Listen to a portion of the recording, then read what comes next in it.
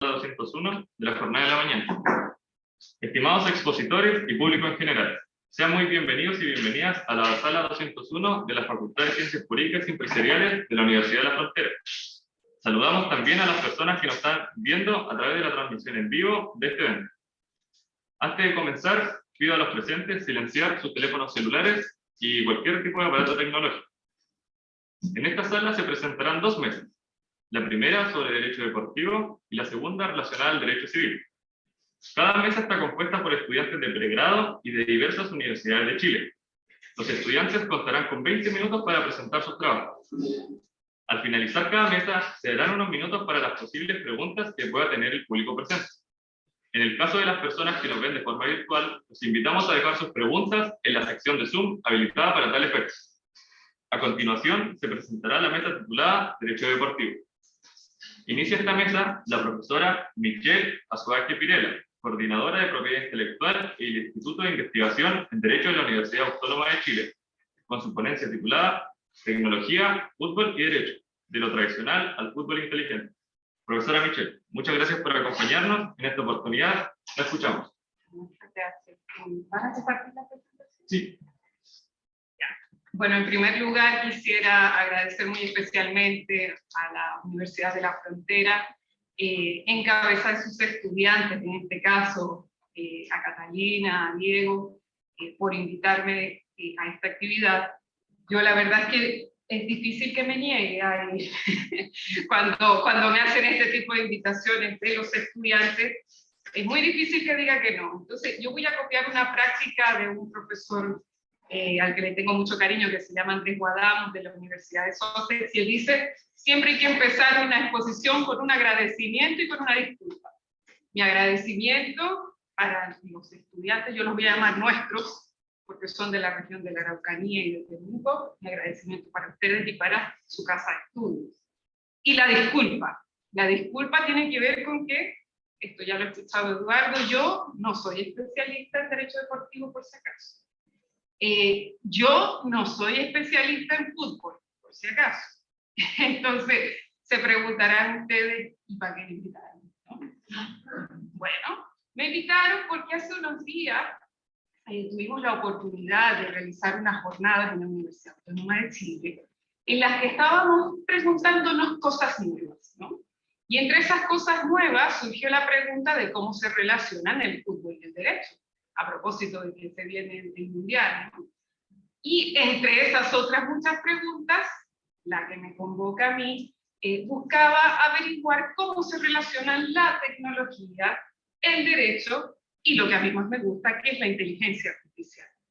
En los últimos años le he dedicado buena parte de mi estudio de investigación a ver las interacciones entre la tecnología y el derecho. Y es por eso que cuando me preguntaron, bueno, ¿y qué tendrán que ver la inteligencia artificial, el fútbol y el derecho? Yo dije, bueno, sí, me gusta. Porque además soy una apasionada del deporte. Entonces, no sabré mucho del asunto, del deporte. Era mala para eso, bastante mala, pudiendo haber sido bien buena, porque se supone que los zurdos tienen un don especial en los deportes. Yo no. ¿Okay? Pero aunque eso sea así, me gusta mucho. Entonces vamos a entrar un poco en el tema y les puedo contar cómo se relacionan. Para que entiendan un poco lo que les quiero contar, vamos a situarnos en tres conceptos que yo no sé si conocerán, y les voy a preguntar, porque ya que la sala es pequeña y es íntima, les puedo preguntar. ¿Han escuchado hablar sobre inteligencia artificial? ¿Alguna definición, concepto? Algo más o menos sabrán, ¿no? Big Data. Pueden decir con toda confianza, sí, no, me están grabando a mí, yo creo, por allá no. Bueno, para que entendamos en sí, la inteligencia artificial tiene que ver con el desarrollo de tecnologías para realizar tareas a través de sistemas que requerirían de cierta inteligencia si fuesen realizados por seres humanos. La que se menciona típicamente es tomar decisiones, ¿okay? O realizar recomendaciones y predicciones. A través de la combinación de ese concepto general con otras técnicas analíticas que revisan grandes cantidades de datos digitalizados, se llega a esas recomendaciones y es allí donde entra el concepto muy en sencillo lo estoy describiendo, Big Data.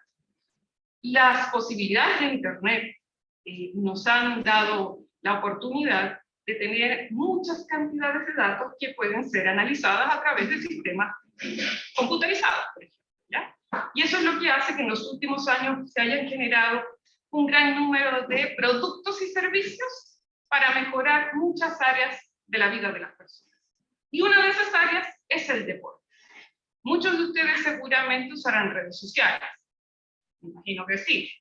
Hay unas que ya están entrando en desuso, pero una de las que más se usa, TikTok no, por favor, pero Instagram sí, ¿ya? Y en Instagram de TikTok no sé nada, no he llegado ahí, espero no tener que llegar, pero puede ser. Pero en Instagram seguramente les habrá pasado, y probablemente les pase hoy, que después de haber hablado de inteligencia artificial, les aparecen cosas.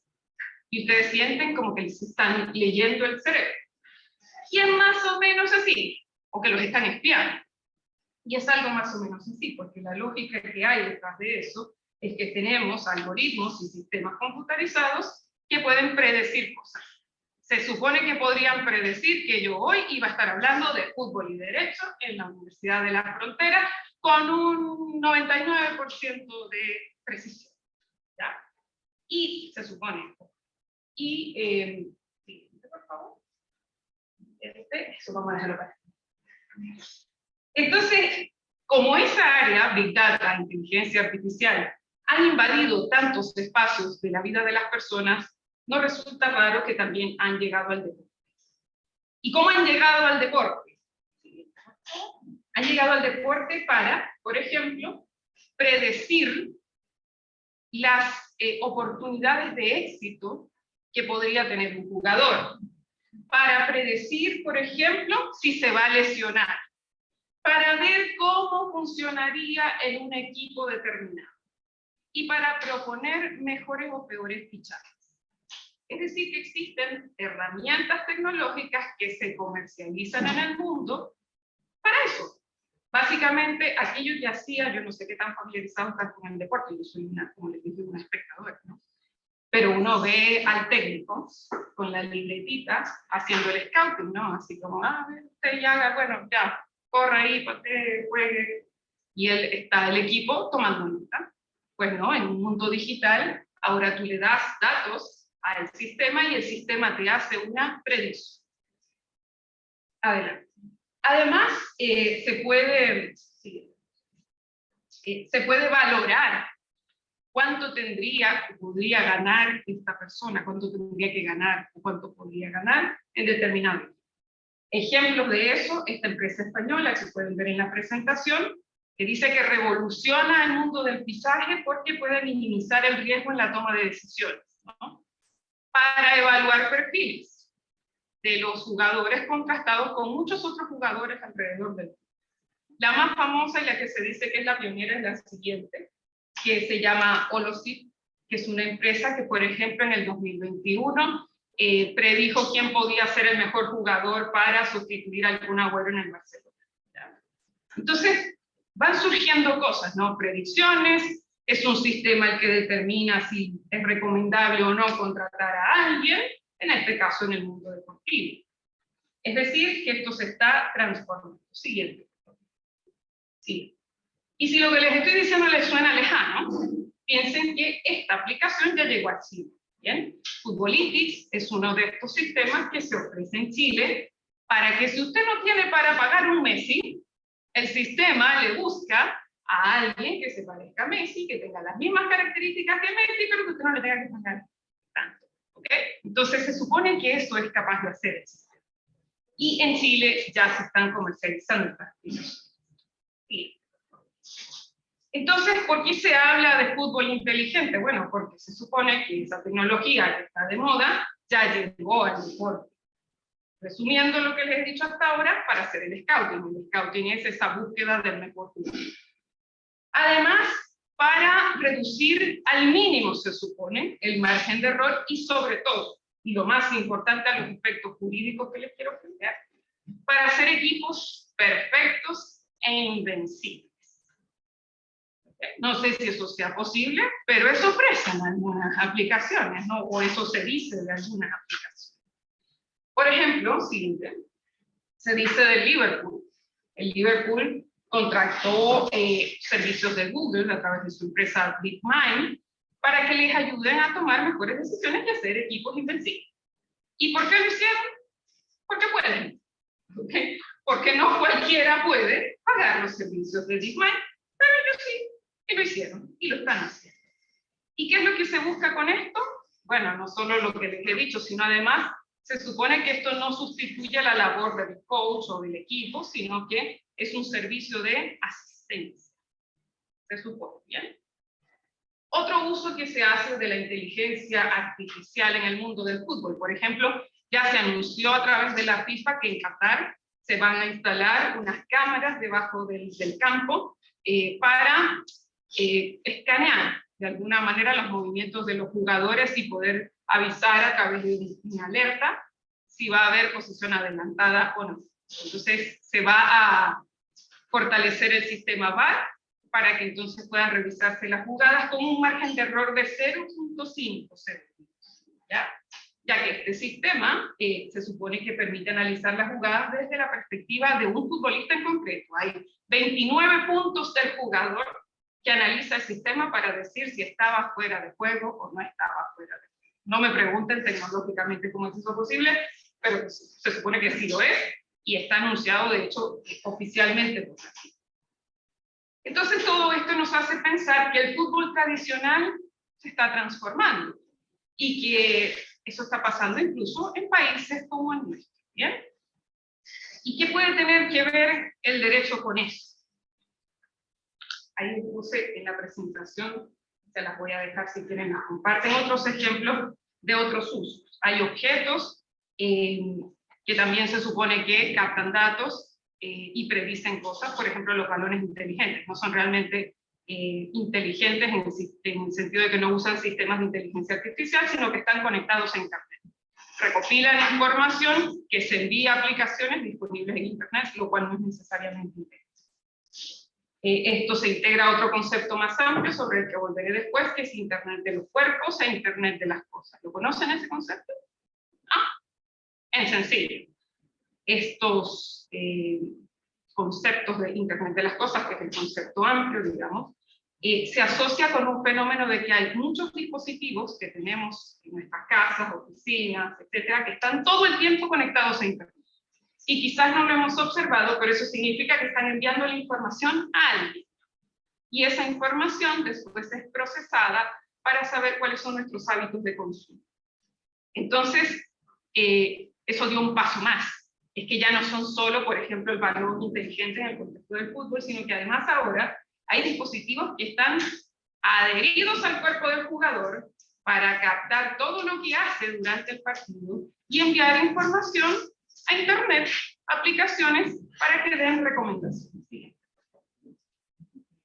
Y es ahí donde entra lo que a mí me preocupa desde el punto de vista jurídico. Por ejemplo, ¿saben lo que son canilleras o espinilleras?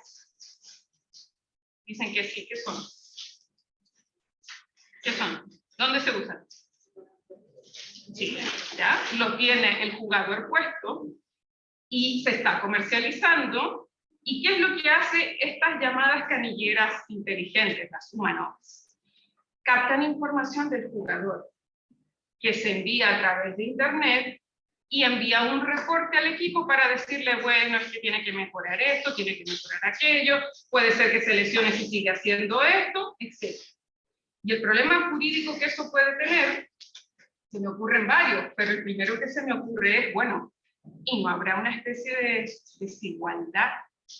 ¿No habrá alguna especie de competencia desleal? ¿No habrá alguna especie de discriminación? Porque si ustedes me preguntan, yo no sé si los equipos de las ligas chilenas, por ejemplo, se pueden pagar las espinilleras humanas. Y se supone que el Estatuto de la FIFA, en sus artículos 3 y 4, nos dice que garantiza la protección de los derechos humanos y la no discriminación. Y por ejemplo, estas espinilleras están avaladas y patrocinadas por la FIFA. ¿Y pueden todos los equipos tener acceso a eso? No. Y no lo tienen. Y no lo están haciendo.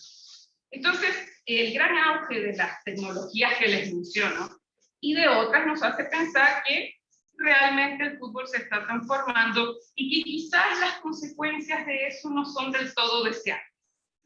Y no tiene que ver tanto con algo que me comentaban la vez pasada, así como que, bueno, desde cierto punto de vista tiene mucho que ver con eso, pero eso no es necesariamente jurídico, pero es como que se pierde la verdadera esencia del deporte, ¿no? Uno piensa inmediatamente en eso.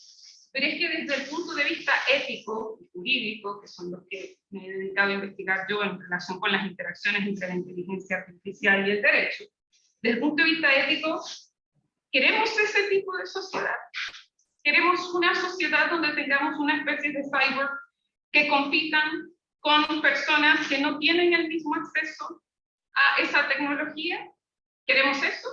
No lo sé, probablemente nadie se lo ha preguntado, ¿eh? Como les decía, investigando para esto, yo veía cómo se ofrecían estas tecnologías, y se ofrecen, están en la página de la FIFA, pero lo tienen unos pocos. En la Liga Española, ustedes saben que en España se invierte muchísimo en fútbol, bueno, hay unos pocos equipos que lo tienen, ni siquiera lo tienen todos, ¿eh? Imagínense qué quedará para esos países que no gastan tanto, ¿ya?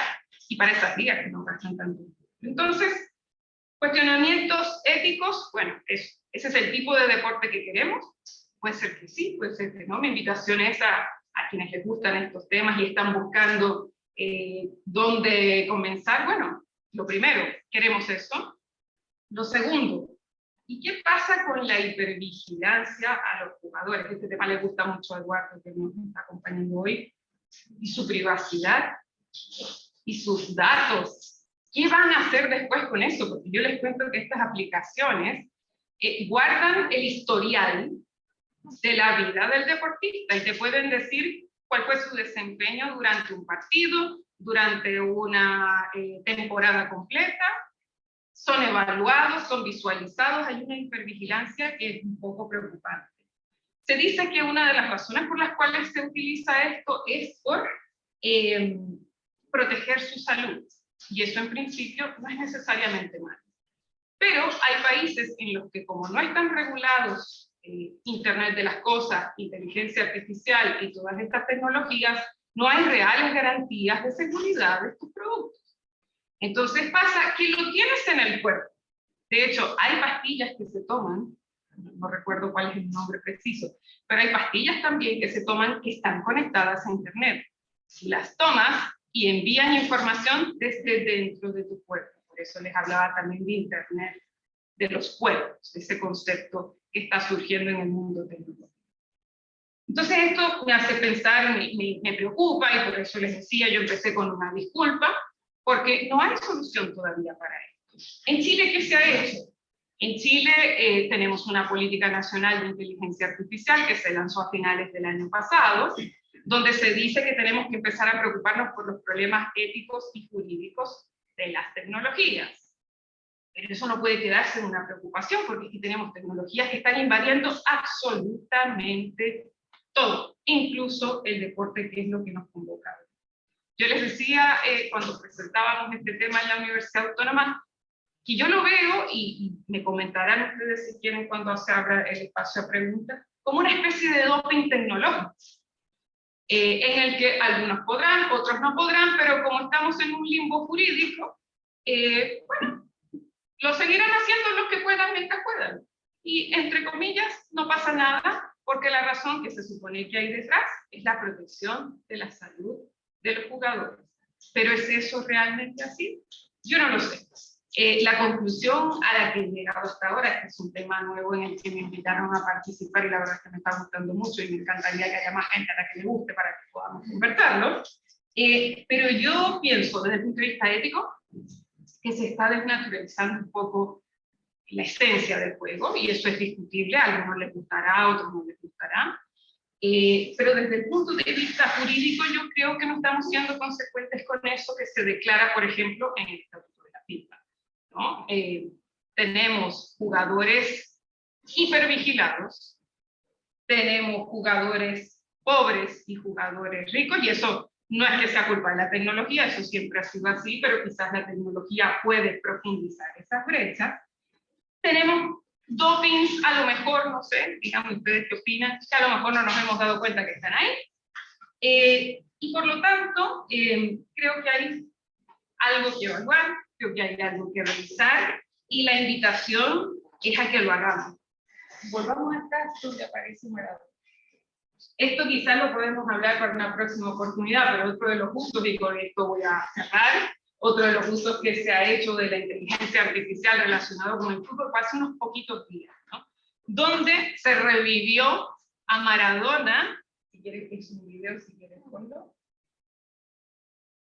a Diego Armando, lo han revivido a través de la reconstrucción digital. Otro de los temas que hemos estado revisando en relación con eso es precisamente si el derecho tendría que decir algo a propósito de esto, que no es la primera vez que se utiliza la imagen de personas fallecidas para, por ejemplo, avisos de publicidad de cerveza en España, en el caso de Lola Flores, para comercializar aplicaciones que te permitan hablar con un pariente fallecido, o para esto que nos invita Diego Armando. Si quieres dejar el video y con eso termino. Ahí está. ¿No? No funciona el video. Tiene que salir de modo presentación. No. Bueno, no importa.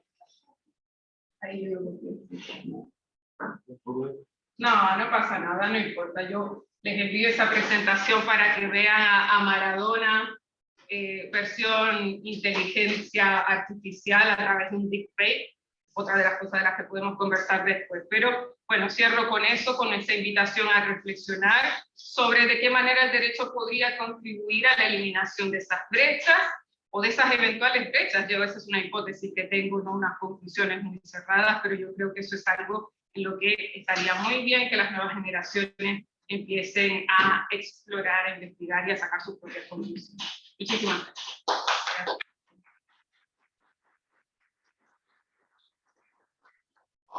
Muchas gracias, profesora Michelle, por su presentación y por abrir esta mesa sobre derechos deportivos. Antes de iniciar con el segundo expositor, vamos a ordenar la mesa.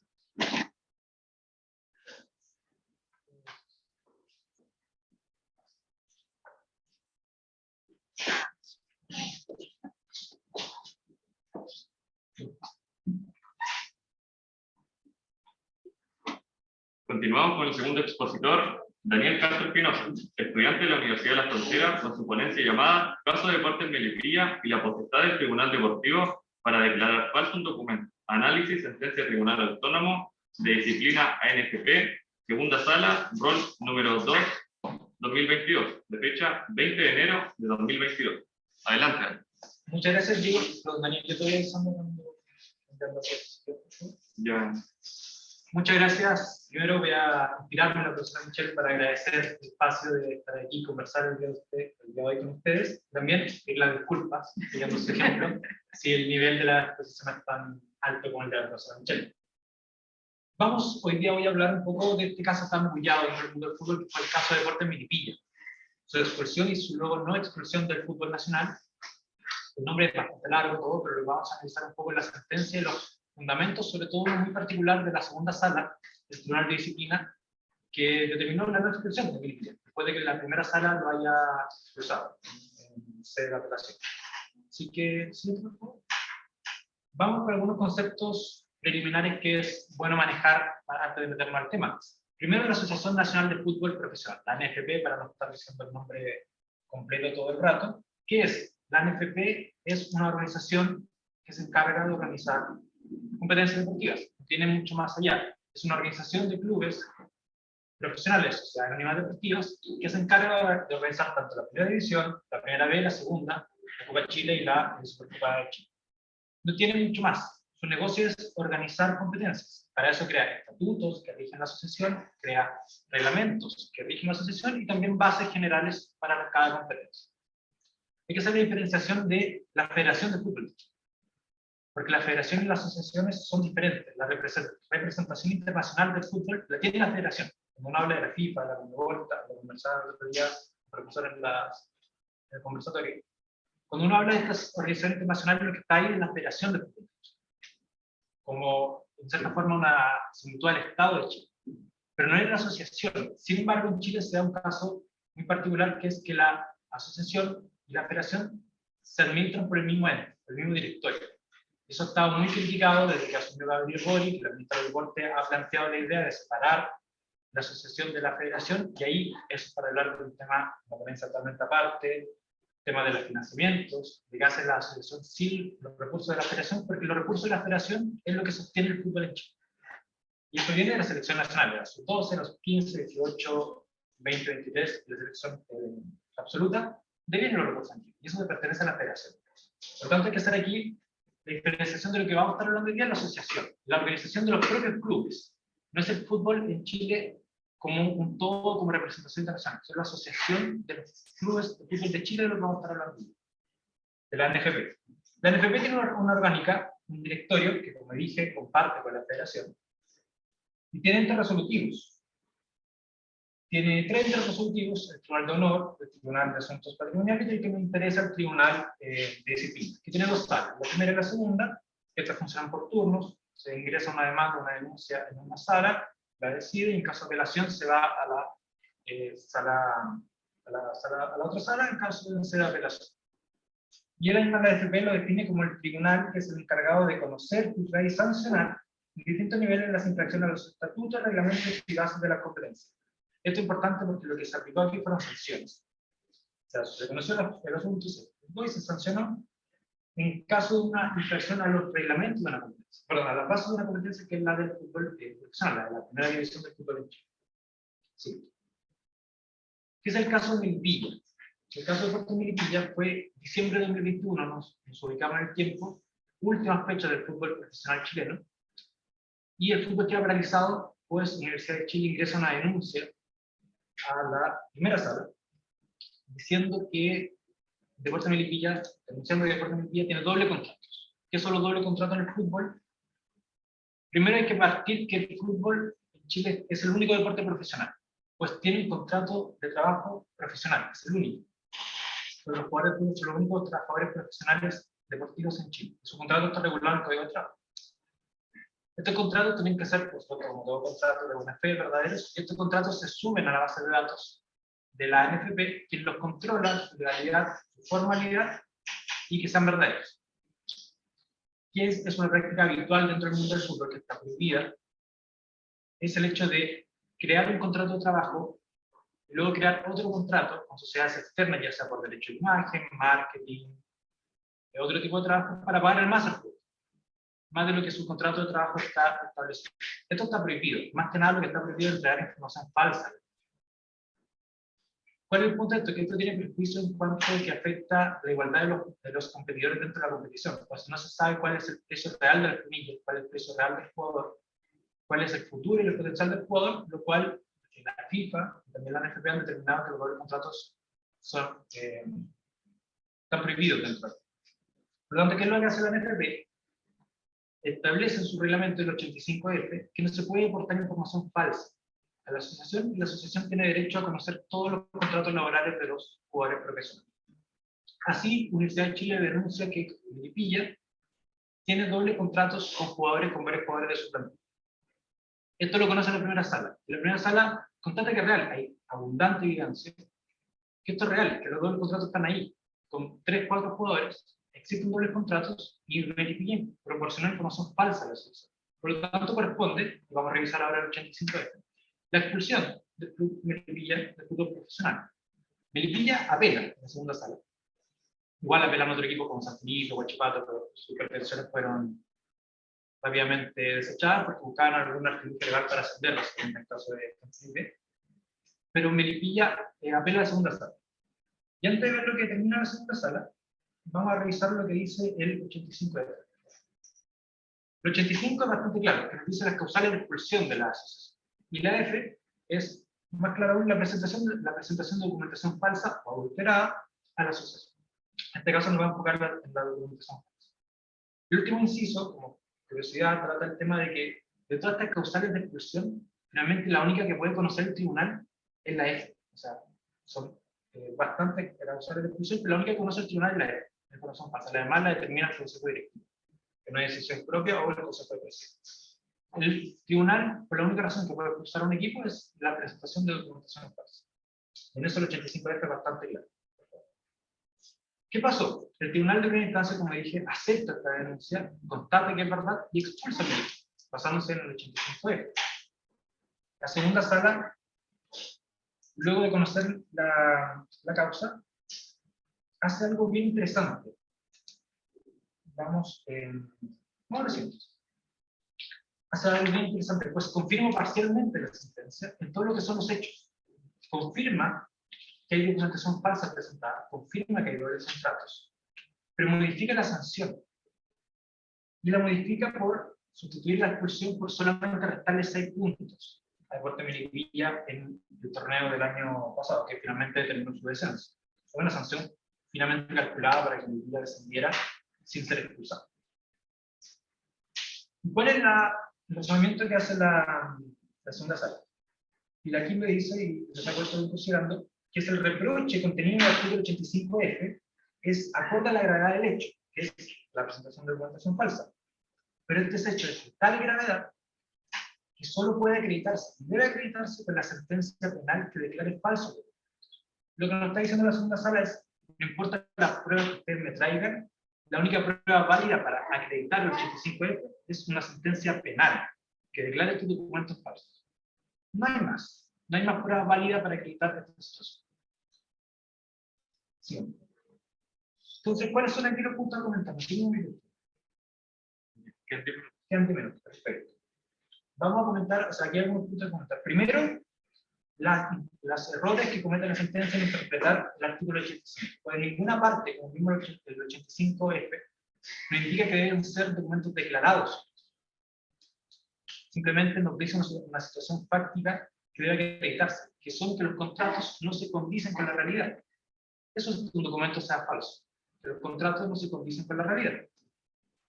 Y esto fue ampliamente confirmado tanto en primera instancia y en segunda instancia la sala no escatima en mencionarlo. Él lo dice varias veces, que habla son, estos contratos son falsos, está así acreditado, ideológicamente falsos, pues materialmente son verdaderos, porque hay un contrato de trabajo y la remuneración se paga.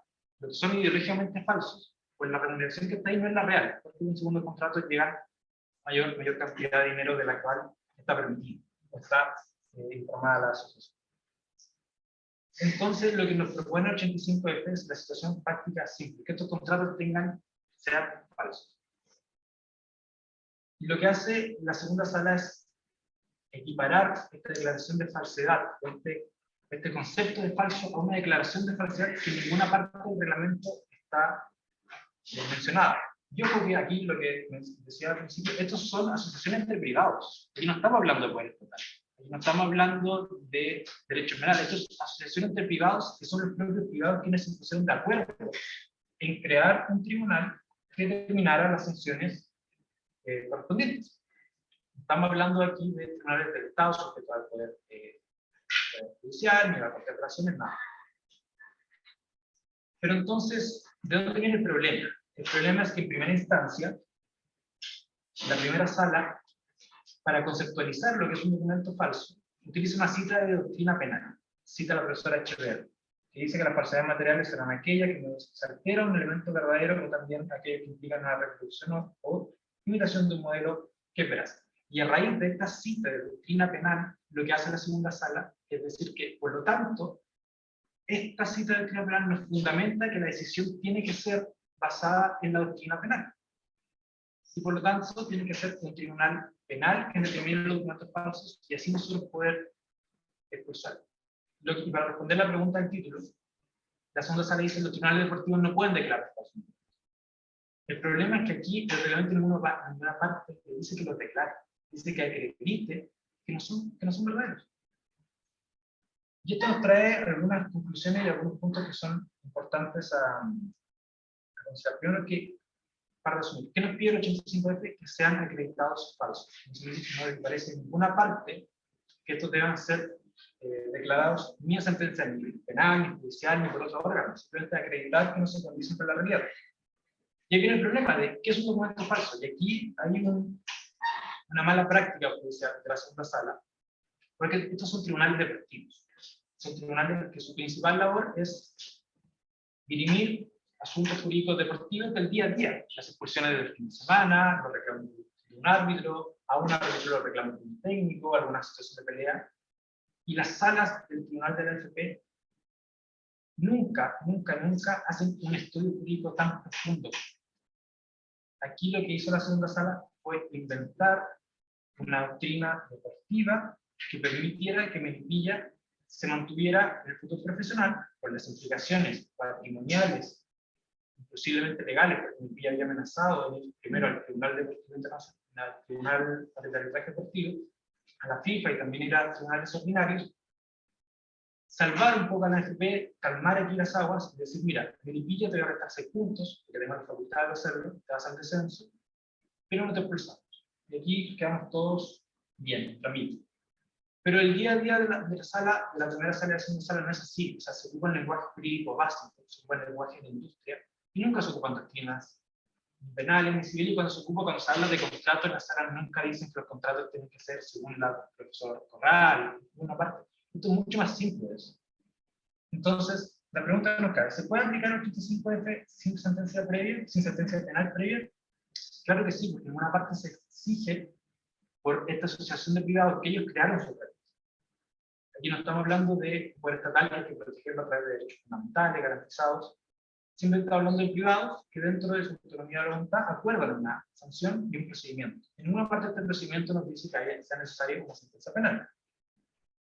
Y volviendo al punto anterior, algunas posibles consecuencias de esta sobre-reacción de las salas deportivas es que realmente el objetivo básico de estas tribunales deportivos, que es sancionar cosas del día a día, del fútbol del día a día, se entorpezca. Tuvo 2 meses el fútbol chileno parado, esperando que primero la primera sala diera una sentencia y luego que la segunda sala buscara cómo arreglar esto.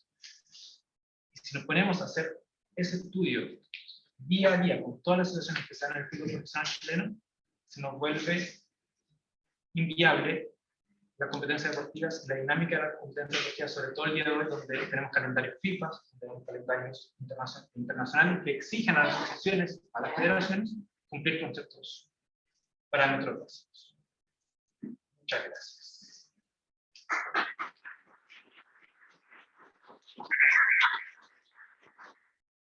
Muchas gracias, Daniel, por tu presentación.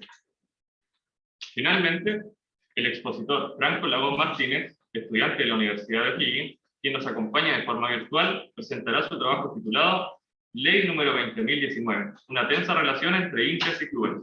Franco, comienza tus 20 minutos. Muchas gracias. Bueno, voy a partir compartiendo la presentación que tengo.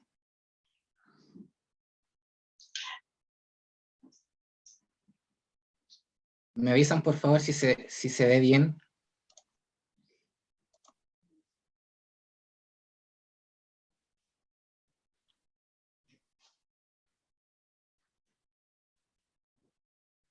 ¿Se ve la presentación?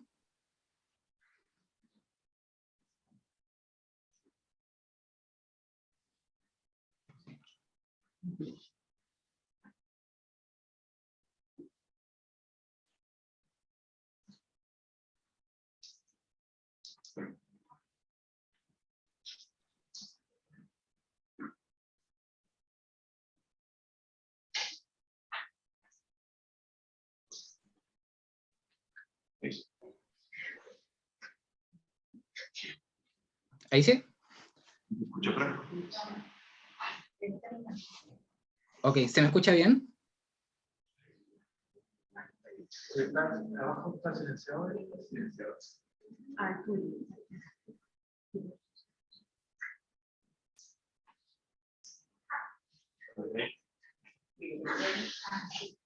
A ver, Franco.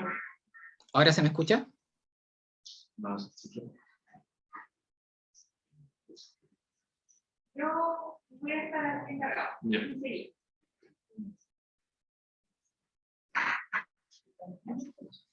Franco, ¿me escuchas? Yo sí lo escucho, pero ustedes parece que no me escuchan. Él sí, pero nosotros no. No lo escuchamos todavía.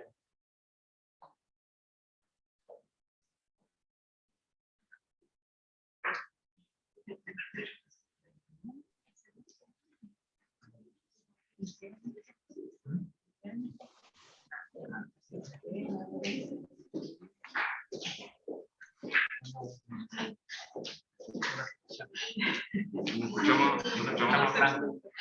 Pero aparentemente Franco no escucha. No sé si Franco nos puede...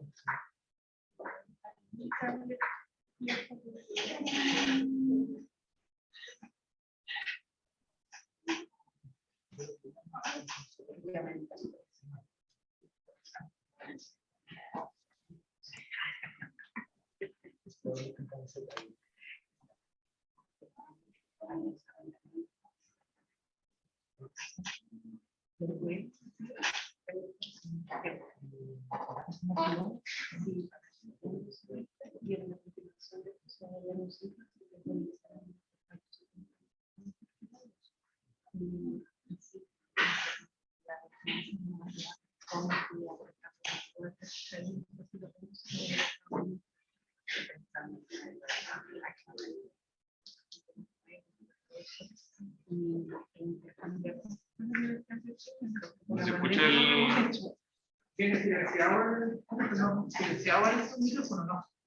Sí, pero tampoco en este momento. Lo tenés. Franco, por favor, ¿puedes encender el micrófono? ¿Me escuchan ahora?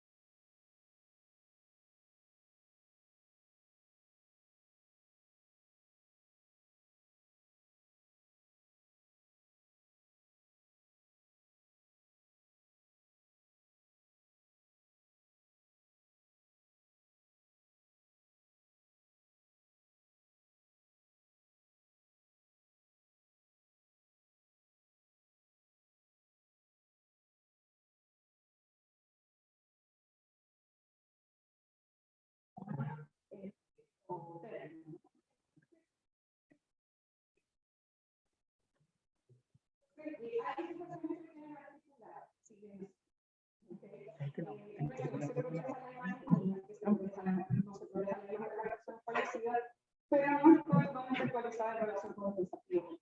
Entonces, eso sería algo también que yo necesitaría evaluar. ¿Cómo se protege la imagen de las personas fallecidas frente a los nuevos escenarios? Dice que creo que ahora nos escuchas. Franco, ¿nos escuchas? Sí, pero no sé si ustedes me escuchan. Sí. Ahí sí. Ya. Por fin. ¿Terminamos con la ronda de preguntas? Exacto. Yo creo que terminemos con esta ronda de preguntas para los dos expositores y después dejamos unos 5 minutos para poder preguntarle a Franco. Así que si alguien más tiene una pregunta, por favor, que se la haga a nuestros expositores.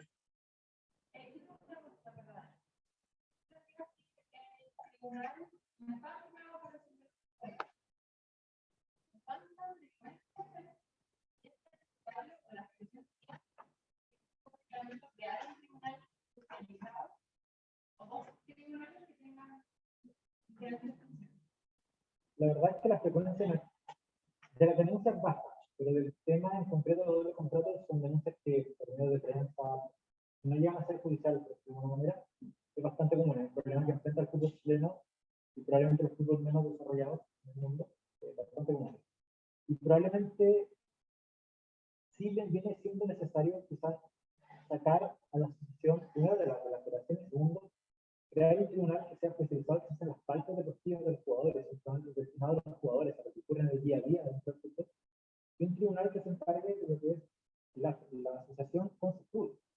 En este caso lo que viene haciendo toda la función del tribunal de disciplina, que como se llama es un tribunal de disciplina, está encargado de la disciplina de los jugadores. Y no está capacitado para estos temas, y una de las soluciones yo creo que puede pasar por ahí, por la especialización de los tribunales de la NFP, pero quizás buscar maneras de que los recursos de los equipos sean más transparentes, que sean más. Creo que aquí la solución viene que nos quedamos mucho de fondo, es que reformar la sociedad anónima deportiva, que es una ley que ya tiene más de 20 años, incluso esa posición. Y así lo están intentando hacer hace bastante años. Lo que pasa es que muchas de las decisiones no pasan por el Estado, las decisiones que no pasan por el Estado dentro de la NFP las toman los mismos clubes. Son los mismos clubes los que dan la idea, son ellos que deciden, ellos les ponen propias reglas, que muchas veces terminan tratando todo. Cambiar la sociedad deportiva, generar entidades mucho más transparentes, que realmente nos permitan transparentar todo lo que sucede en la relación futbolista-club, quitar todos los contratos, que realmente lo que hacen es que los clubes quieren esconder cuánto le pagamos a los jugadores para evitar temas de impuestos, para evitar temas de cosas que hay que pagarle a la NFP, para evitar el scouting de los otros equipos, que cuánto vale el hay que transparentar probablemente todo el tema de los clubes primero, pero que son una solución más a corto plazo en la creación de un nuevo tribunal. Los que volvieron el problema son los propios clubes que tienen que ponerse de acuerdo para crear un tribunal. Probablemente con todo lo que viene pasando en los últimos 2 años en los clubes chilenos va a quedar afectado. Andrea tiene una...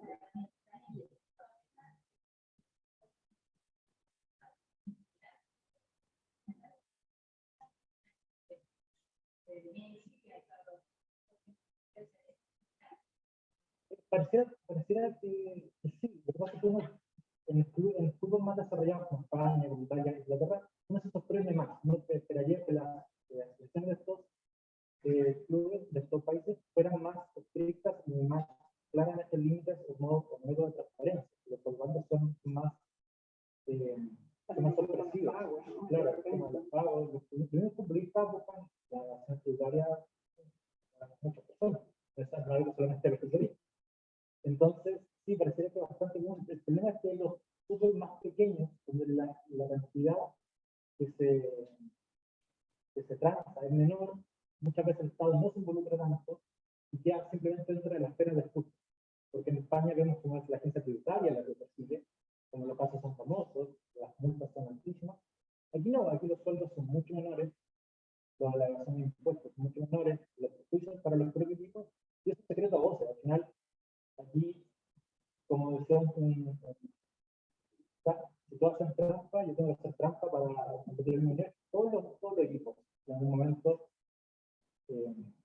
asistir a esta práctica. Desde que la FP determinó regular la hora, probablemente se hace quizás menos, pero se hace cuanto la alfombra pasa lo mismo que es en el fútbol americano en Estados Unidos, donde está prohibido el topaje, pero los 32 equipos han sido mencionados por toque. Entonces es parte casi de la industria nacional. Si alguien más tiene alguna duda, por favor, que se la hagan a nuestros exponentes. Una pregunta a la profesora Michelle, no sé si al tiro le dejamos esto de... Creo que puede exponer Franco y después dejamos un pequeño tiempo para hacer las dudas que, si a ustedes se les presenta alguna duda para nuestros exponentes, dejamos. Ya, Franco, empiezan tus 20 minutos. Ok.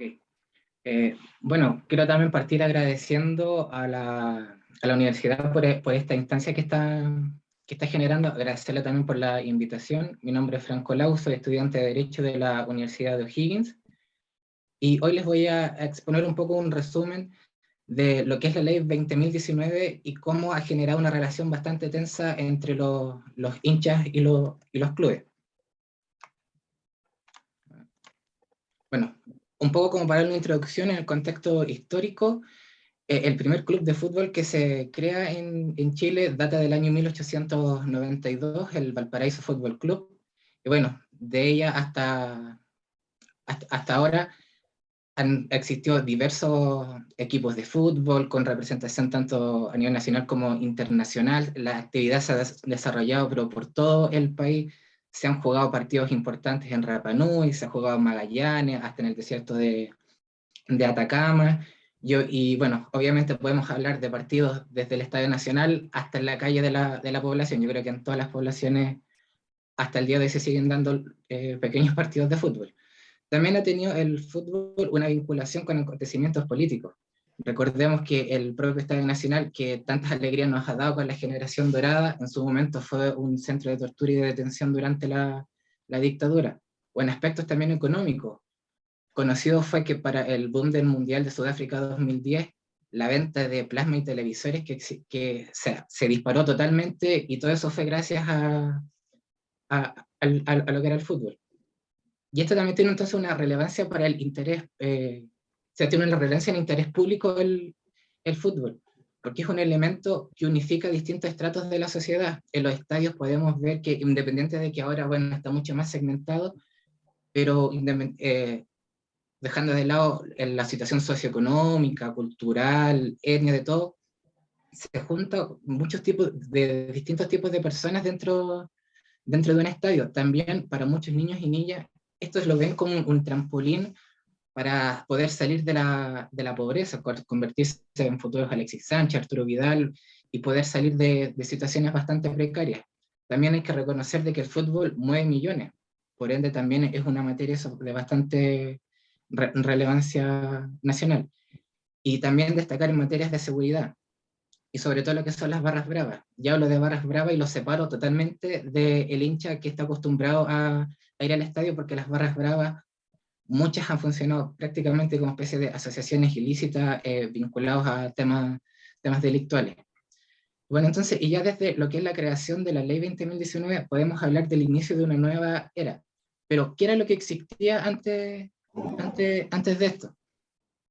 Lo que existía era una forma de asociación de los clubes que en los años, bueno, entre los 70 y 90, que es como el boom que tiene la liga chilena, existían contrataciones, pero impensadas quizás para lo que son ahora. Llegaban seleccionados de Argentina, seleccionados de Paraguay, y no llegaban los que eran banca, llegaban en verdad jugadores que eran titulares, que venían de ganar Copa América, algunos que venían hasta de ganar mundiales. Pero el tema era que existía una administración financiera muy deficiente. Muchas veces para atraer a estos grandes jugadores se les pagaba pero montos millonarios que quienes estaban dentro del club solamente conocían como cuáles eran las cláusulas o cuáles eran los montos, pero esto no permeaba hacia abajo. Por ende, muchas veces tenían que endeudarse los equipos por sumas muy altas y sin el reconocerlo esto frente a la hinchada, sino que ellos netamente esperaban que se contratara un jugador como de gran renombre, pero no desconocían totalmente que existía detrás de esto. También había una alta precarización laboral. muchos jugadores no tenían contrato, no se les pagaban las imposiciones, no existían seguros de salud relacionados con la actividad que estaban realizando, o los sueldos también no se les pagaban a la fecha. Bueno, todo esto al final terminó explotando y llevando a la quiebra a muchos clubes, dentro de lo más conocido, la Universidad de Chile y Colo-Colo. ¿Cuál fue la solución entonces a estos problemas? En el año 2005 se promulga la ley 20.019, que es la que regula las sociedades anónimas deportivas. Esto dio un salto para profesionalizar el fútbol masculino, y también, bueno, fue una fuente de inversión para muchas personas interesadas, no solamente en el ámbito local, sino que también extranjeros. Muchos extranjeros empezaron a ver la liga chilena como una especie de buen lugar para poder ir a invertir.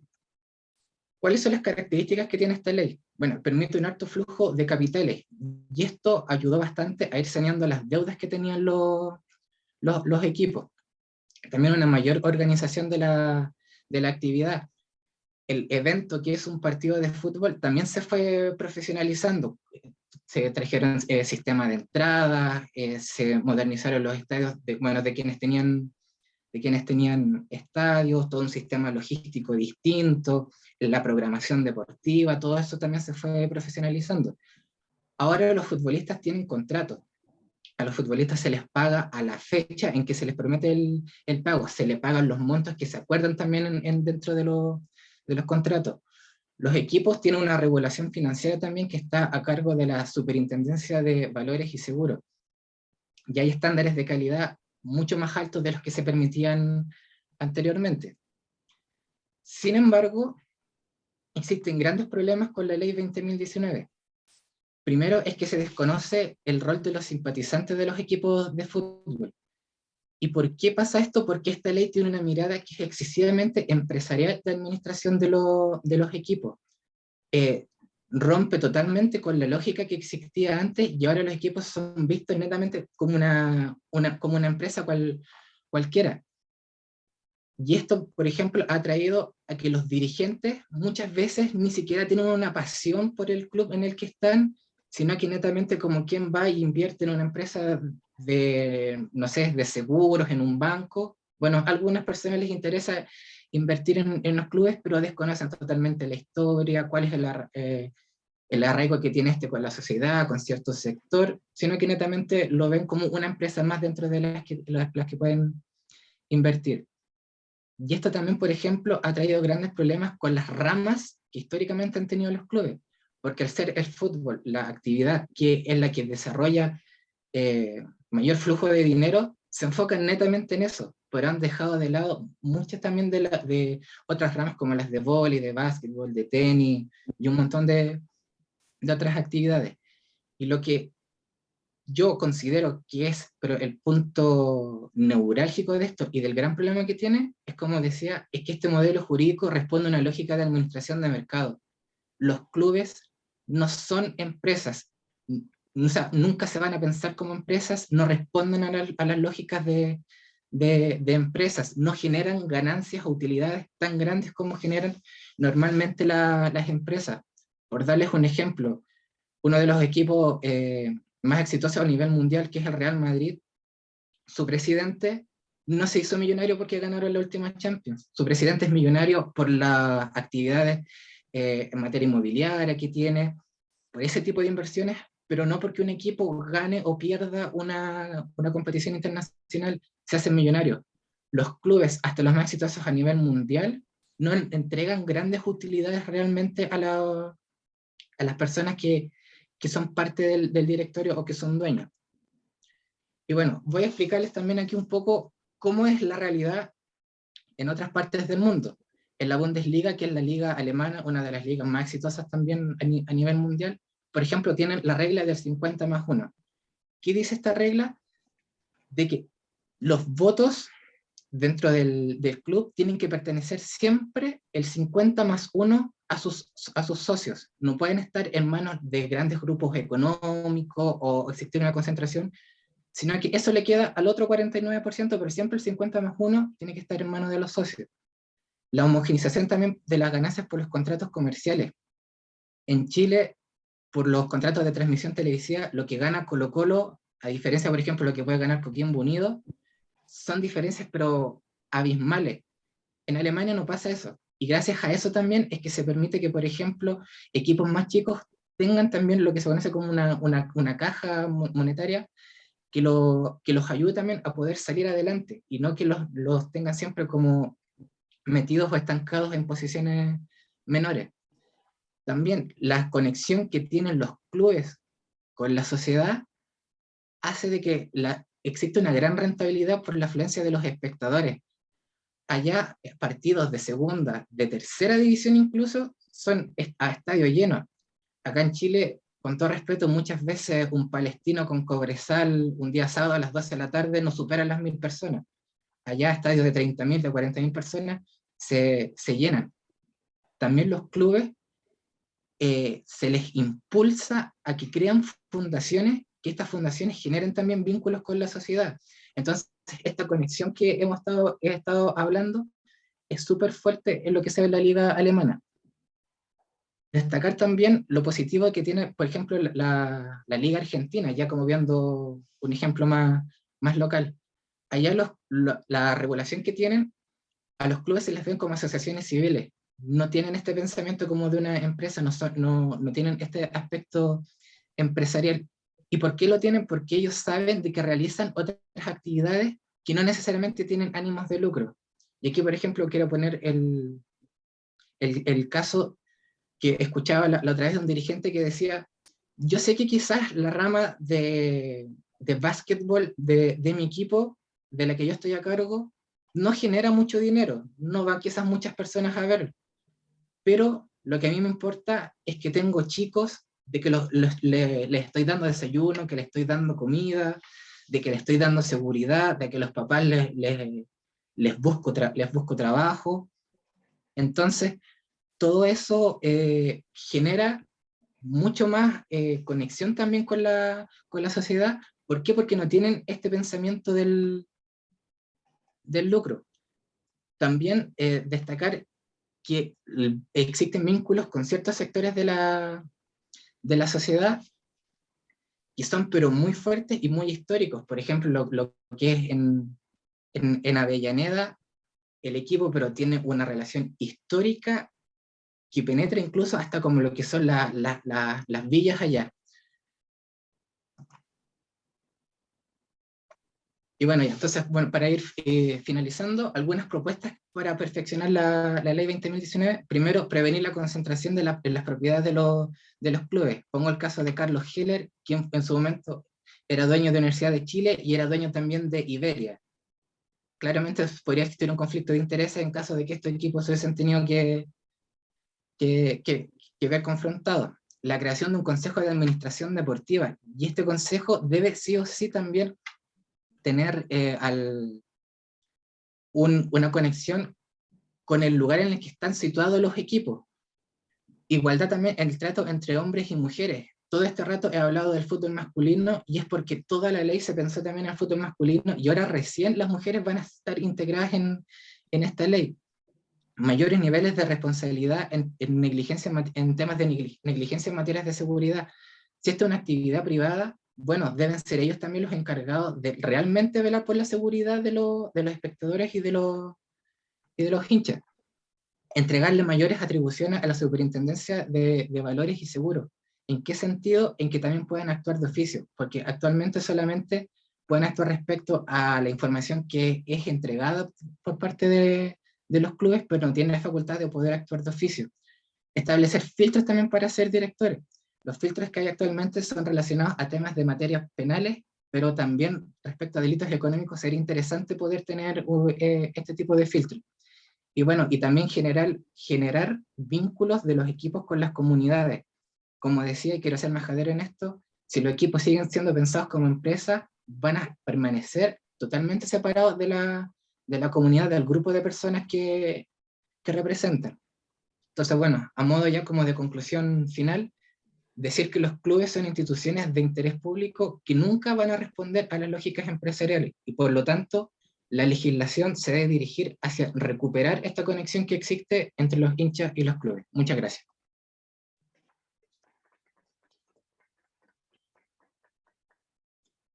Muchísimas gracias, Franco, por la presentación. A continuación, daremos inicio a una pequeña ronda de preguntas, por si a alguno le queda alguna duda para nuestros dos expositores presenciales o si tienen alguna duda para Franco. Será la misma modalidad que la vez anterior. Yo le quería preguntar algo a Franco. Franco, ¿tú me escuchas? Sí, lo escucho, un poquito bajito, pero lo escucho. Sí. Ya me quité la mascarilla. Franco, tú, entre tus propuestas, bueno, observas que hay cierta desigualdad en el trato a hombres y mujeres en el fútbol. ¿Qué cosas tendrían que cambiar? Porque normalmente siempre se habla, por ejemplo, de la remuneración, que no es menor, vale decir. Pero, ¿qué otro tipo de cosas crees tú que tendrían que mejorarse en relación a la igualdad de trato entre hombres y mujeres? Si has visto alguna. Sí, bueno, para partir primero un tema de infraestructura. Ha pasado muchas veces de que las mujeres ni siquiera entrenan en el mismo sector en que están entrenando los hombres, siendo que realizan la misma disciplina. Entonces, esa discriminación produce también de que a las jugadoras se les baja como totalmente el ánimo o la autoestima o las ganas de seguir mejorando, porque se ve que existe una separación, pero totalmente dentro de los intereses. Otra cosa es que también el fútbol masculino podría tenderle una mano, por decirlo de alguna manera, al fútbol femenino, generando instancias para que el fútbol femenino se pueda masificar. Ejemplo de esto podría ser de que de manera preliminar a los partidos de fútbol masculino se podrían jugar también los de fútbol femenino. O sea, por dar un ejemplo, si Colo-Colo viene acá a jugar con O'Higgins, bueno, que el Colo-Colo femenino también juegue con el equipo, y así también podría ir dándole mucha más como más visibilidad. Y también yo creo que en el tema de la exposición que los propios clubes tienen con sus jugadores y sus jugadoras, porque muchas veces para las actividades que tienen en los medios, se invita siempre a los hombres a hablar sobre los equipos, a mostrar, no sé, la nueva indumentaria, pero también a las mujeres muchas veces se le invita como a cosas cuando son relacionadas con el Día Internacional de la Mujer o cosas así, pero en la actividad diaria muchas veces también están totalmente dejadas de lado. Entonces yo creo que esas cosas irían ayudando bastante a darle como mucho más realce a lo que es el fútbol femenino. Sí, yo también creo. ¿Alguno más tiene alguna otra pregunta para Franco, para nuestros dos expositores presenciales? Yo tengo una pregunta a la profesora Michelle. El tema cuando hablamos de la supervigilancia en los juegos, ¿cuáles pueden ser los problemas éticos y cuál es su opinión, por ejemplo, cuando un equipo como Liverpool puede exigir estar siendo rastreado todo el tiempo y en caso de que se nieguen, sacarlo de la pelota? Sí, bueno, no sé si escucharon todo. Bueno, éticamente, yo he pensado, no, la presión a la que normalmente se ve sometido un deportista no es normal.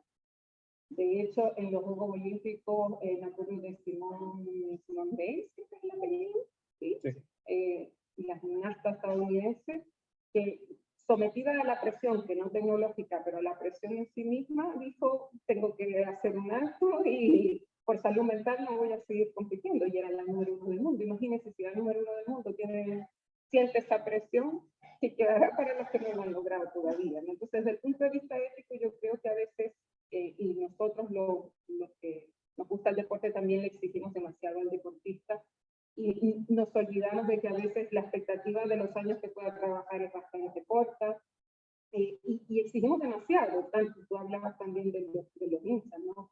De ese hincha que se enoja si le fue mal al equipo y lo culpa, o sea, ya de por sí eso tiene suficientes problemas. Pero desde el punto de vista tecnológico y jurídico, el problema adicional que se añade ahí es que estamos hablando de dispositivos que no tienen en todos los lugares estándares de seguridad, que en algunos casos van adosados al cuerpo y más allá de la privacidad pueden incluso afectar la seguridad y la salud. Veía que la Agencia Española de Protección de Datos Personales advertía, por ejemplo, de posibles formas de biohacking. Les hablaba de estos dispositivos que se pueden tragar y que van enviando información desde dentro del cuerpo. Bueno, La Agencia Española de Protección de Datos Personales ha advertido sobre eso también en relación con otros dispositivos que son externos, como el ejemplo que yo les mencionaba de las canilleras, de los relojes, diademas. Cada vez se comercializan más productos de ese tipo, y aunque en Europa hay un estándar de seguridad un poco más elevado, en nuestros países no. ¿Y qué pasa en nuestros países? Que nosotros copiamos esas cosas normalmente, las traemos, las empezamos a comercializar. Yo les mostraba una aplicación española, pero también la aplicación chilena. No conozco a profundidad la aplicación chilena, pero sí conozco la legislación chilena, en que la protección de datos personales está un poco atrasada, en que las exigencias en temas de ciberseguridad están un poco al debe también, aunque se han hecho muchos esfuerzos, sobre todo en inteligencia artificial estamos al debe. ¿Bien? ¿En qué sentido? En que no existe mucho conocimiento sobre, por ejemplo, las auditorías que hay que hacerle a este tipo de aparatos o dispositivos. Los algoritmos fallan, el internet falla, las conexiones fallan, y saber que además nos están vigilando todo el día es un problema no solo de privacidad, sino que también puede serlo, como les decía, de seguridad en la salud misma de los trabajadores. Entonces, a mí estas cosas me preocupan porque no tienen que ver, lo traigo a colación a propósito de un ejemplo muy particular y específico, que es el del fútbol. Pero yo no sé si ustedes han observado que cada vez más tenemos dispositivos que están conectados a internet todo el tiempo, que ni siquiera miramos para arriba. Desde la pandemia es peor todavía, y la gente no está consciente de todo eso, de que mientras esos dispositivos están conectados a internet, están enviando información. Y lo que sí tengo que decir en Chile, y con esto cierro, es que esto se relaciona mucho con un derecho que ha sido consagrado constitucionalmente, y seguramente de eso nos hablará Eduardo más tarde.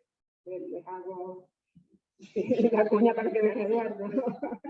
Que es la protección de datos personales, que va un poco más allá en términos de la privacidad conocida, ¿no?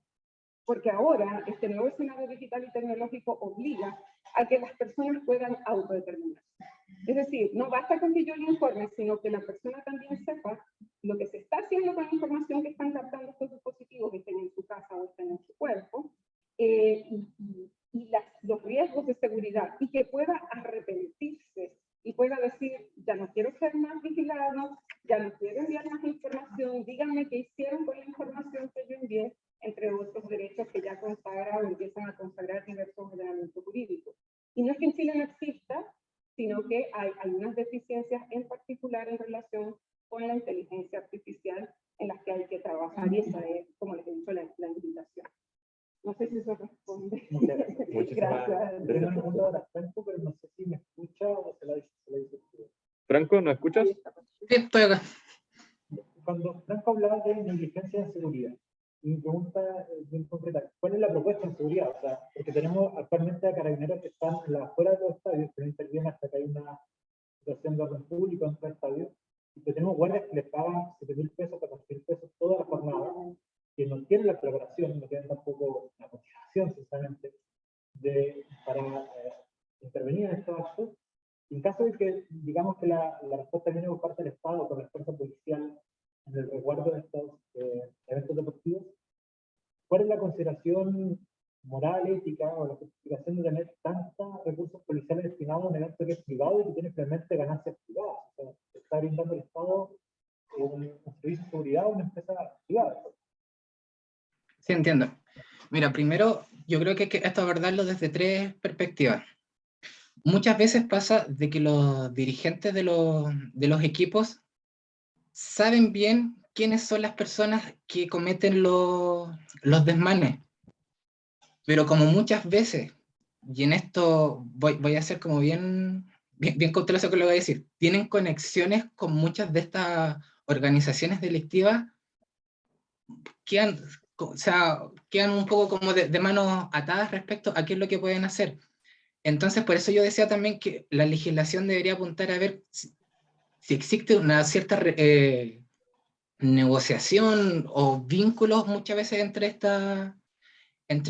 las personas que van a cometer los desmanes y los dirigentes. Pero lo ideal sería que aquellos dirigentes que sepan de estas cosas le prohíben netamente la entrada a los estadios a las personas. Y respecto al tema de la seguridad privada, tú bien decías, se les paga, pero muy poco a las personas, pero es porque muchas veces se contratan a los servicios más básicos respecto a temas de seguridad privada. Un ejemplo que estuve hace un tiempo respecto a lo que se hace en Inglaterra, es que se contratan a grupos de personas que muchas veces son ex policías retirados o ex militares retirados, pero que tienen entrenamientos específicos para detener a las personas que realizan desmanes dentro de los estadios, y tienen un entrenamiento enfocado, siempre pensando primero en privilegiar el espectáculo y después en separar a este tipo de personas antisociales. Pero para eso tiene que existir una inversión y tienen que existir ganas, no sé, y tienen que haber las ganas también de enfocarse en esto. Pero en Chile lo que pasa es todo lo contrario, es que aquí el servicio que es el más barato es el que toman los clubes. Entonces, claro, a veces llega a pasar que vemos personas, no sé, de 60 años trabajando, tratando de detener a 10 personas que están rompiendo un estadio, y sinceramente no le podemos pedir mucho a una persona de 60 años que se enfrenta contra 10 personas.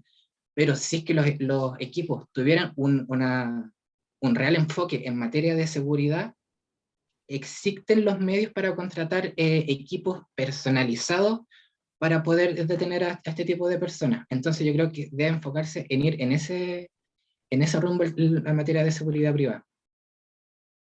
Muchas gracias, Frank.